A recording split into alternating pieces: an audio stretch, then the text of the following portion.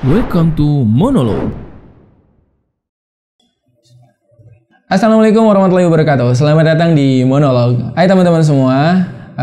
Di video kali ini kita mau ngebahas sebuah tema yang menarik banget nih. Mudah-mudahan ini menjadi inspirasi buat kita semua. Temanya adalah jangan insecure kalau kita menjadi orang yang beriman.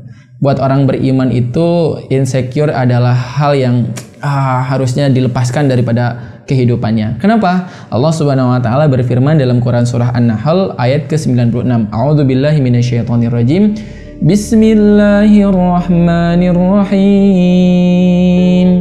Man 'amila shalihan min dzakarin aw unsa wa huwa mu'min falanuhyiyannahu hayatan thayyibah wa lanajziyannahum ajrahum bi ahsani ma kanu ya'malun.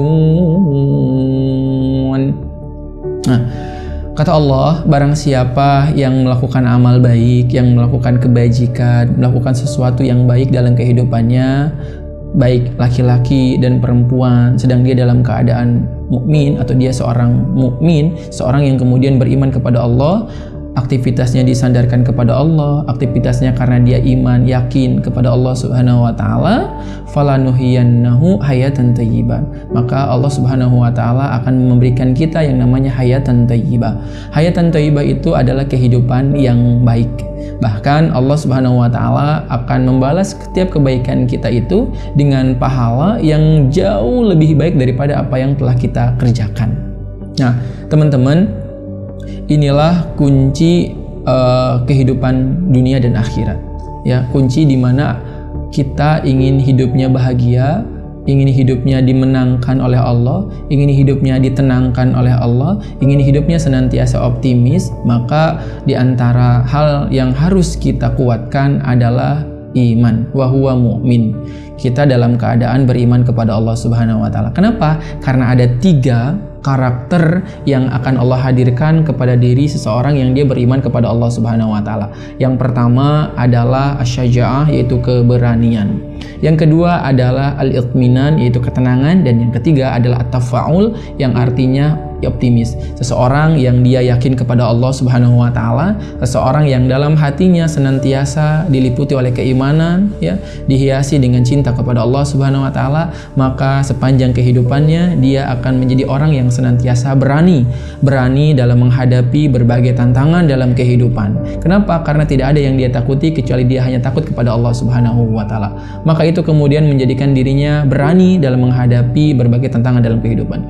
Yang kedua, maka dia akan menjadi orang yang senantiasa Allah curahkan, limpahkan kepadanya yang namanya al-itminan, yaitu ketenangan. Orang yang dalam hatinya membesarkan Allah, orang yang dalam hidupnya selalu beriman kepada Allah, bertakwa, taat kepada Allah Subhanahu wa taala, maka dia akan merasa tenang dalam kehidupannya.